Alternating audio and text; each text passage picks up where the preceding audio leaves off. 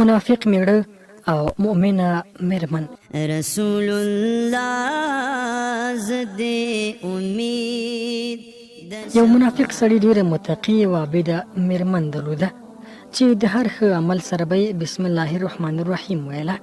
میړه به یې د دې لخوا د هر ځل بسم الله ویلو څخه په قهر کېده. میرمنې منع کولی هم نه شوه، څو چې بالاخره یو چال وسنجوو. یو ورځ یې په یوه کوچنۍ کڅوړه کې سره زر ورکړه او ورته ویې ویل چې دا راوساته. ښځې کڅوړه واخیسته او بسم الله الرحمن الرحیم وویله. بیا یې هغه په یوه ټوکر کې وپیچل او بسم الله الرحمن الرحیم یې وویله. وروسته یې په یو پټ ځای کې په داسې حال کې کېښوله چې میړه یې پټه تعقیبوله او بیا یې بسم الله الرحمن الرحیم هم وویله. سبا سهار یې میړه دا کڅوړه پټه واخیسته او په دریاب کې یې وغورځوله تر څو په دې ډول خپله میرمنه ورټي او مسؤله یې کړي. سړی وروسته د دریاب لخوا خپل دوکان ته ولاړه. کله چې مازدیګر شو نو د کور لپاره د سودا اخیستلو تکل وکړ.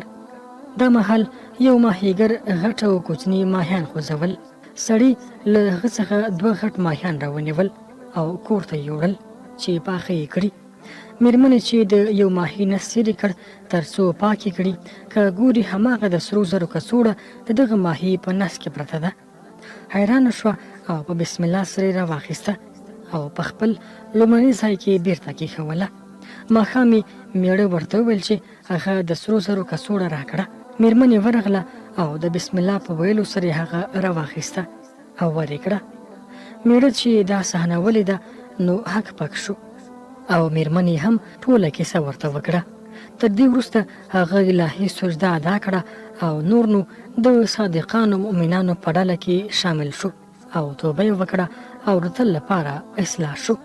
هو، دغه منافق خو بالاخره اصلاح او فلاح شو، مګر د 21مې پیړۍ منافقانو، مجرمانو او ظالمانو ته هم خدای جل جلاله هدایت یا فلاکت ورکړي، ځکه دغه مسلمان ډوله فرعونیانو بې شمېره افراد کړولي او بلاد نړولي دي.